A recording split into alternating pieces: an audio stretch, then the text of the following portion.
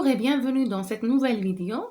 Donc, on a vu le complément d'objet direct. Aujourd'hui, on va voir le complément d'objet indirect. Alors, certains verbes sont accompagnés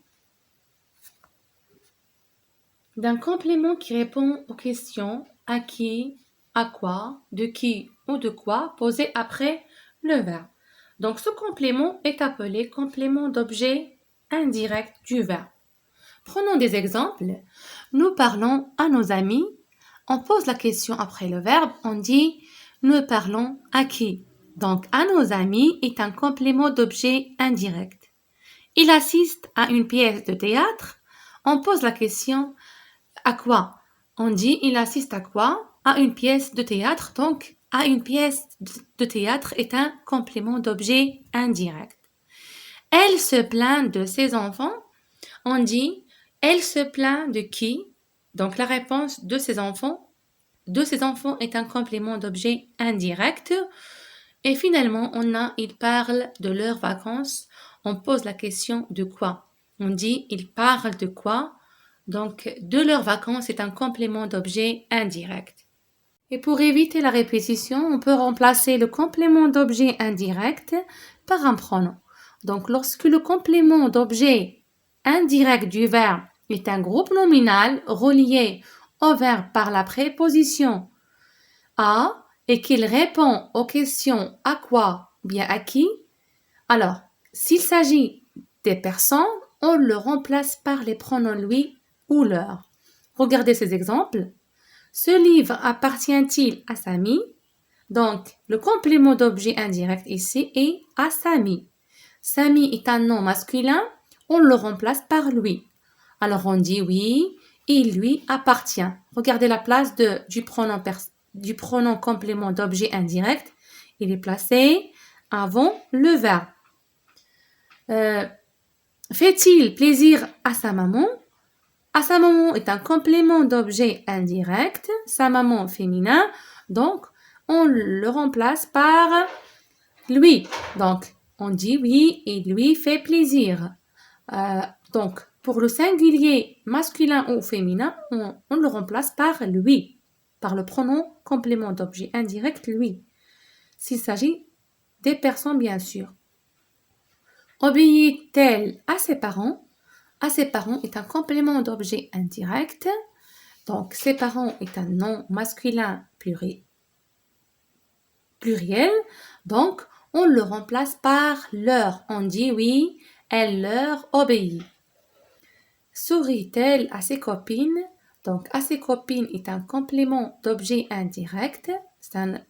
Ses copines, c'est un nom féminin, un groupe nominal féminin pluriel. Donc, on le remplace par leur. On dit oui, elle leur sourit. Donc, pour le pluriel, on le remplace par leur. Avec le verbe penser à une personne, on garde la préposition à et on remplace le groupe nominal complément d'objet indirect par les pronoms lui, elle, eux ou elle, placés après le verbe. Par exemple, pense-t-elle à Samy? Donc, à Samy est un complément d'objet indirect. Samy est masculin, singulier. On le remplace par lui et on garde la préposition à. On dit oui, elle pense à lui. On a remplacé à Samy par à lui. Deuxième phrase, pense-t-il à sa petite sœur? Donc, le complément d'objet indirect ici, à sa petite sœur. Il pense à qui? Donc, sa petite sœur est féminin, donc on le remplace par elle. Oui, il pense à elle. Et on garde la préposition à. Pense-t-il à ses amis? Donc, le complément d'objet indirect ici est à ses amis. Donc, ses amis est masculin pluriel. On le remplace par eux et on garde la préposition à. On dit oui, il pense à eux. Et finalement, on a pense-t-elle à ses copines? Donc, à ses copines est un complément d'objet indirect. Ses copines féminin pluriel, donc on le remplace par elle avec S. On dit oui, elle pense à elle. Mais quand il s'agit de choses, on supprime la préposition à et on remplace le groupe nominal complément d'objet indirect par le pronom y placé avant le verbe. Par exemple, nous pensons à notre examen. Alors, on pose la question, nous pensons à quoi? À notre examen est un complément d'objet indirect. On le remplace par un pronom, on dit nous y pensons. Donc ici, le y est un pronom complément d'objet indirect placé avant le verbe. Deuxième phrase, nous réfléchissons à ce problème. Donc, toujours la question à quoi? Nous réfléchissons à quoi? À ce problème est un complément d'objet indirect. Toujours, on le remplace par le pronom y. On dit nous y réfléchissons. Il participe à une fête. Il participe à quoi? À une fête est un complément d'objet indirect. On le remplace par y. On dit ils y participent.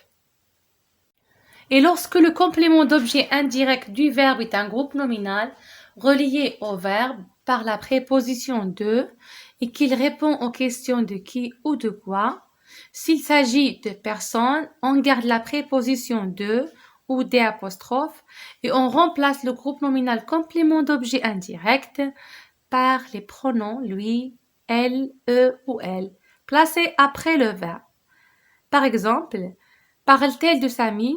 Alors on pose la question, on dit parle-t-elle de qui? De Samy est un complément d'objet indirect. On le remplace par lui plus la préposition de. Alors on dit oui, elle parle de lui. S'occupe-t-il de sa petite sœur? S'occupe-t-il de qui? De sa petite sœur est un complément d'objet indirect. Sa petite sœur est féminin, donc on remplace ce groupe nominal par elle, placé après la préposition de. Alors on dit oui, il s'occupe d'elle. Se souvient-il de ses amis? Alors, se souvient-il de qui? De ses amis est un complément d'objet indirect et au pluriel, masculin pluriel. Donc, on le remplace par eux. Alors on dit oui, il se souvient d'eux. Se plaint-il de ses copines?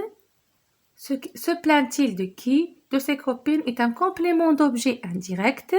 Ses copines est un groupe nominal féminin pluriel. Donc, on le remplace par elle avec S plus le pronom, la préposition des, de. Donc, on dit oui, il se plaint d'elle. S'il s'agit de choses, on supprime la préposition de et on remplace le groupe nominal complément d'objet indirect par le pronom on placé avant le verbe. Par exemple, nous parlons de notre sortie. On pose la question pour trouver le complément d'objet indirect. On dit nous parlons de quoi? Donc la réponse de notre sortie. Alors on remplace ce complément d'objet indirect par le pronom on. On dit nous en parlons. Tu te débarrasses de tes vieux cahiers. Donc, tu te débarrasses de quoi? La réponse de tes vieux cahiers.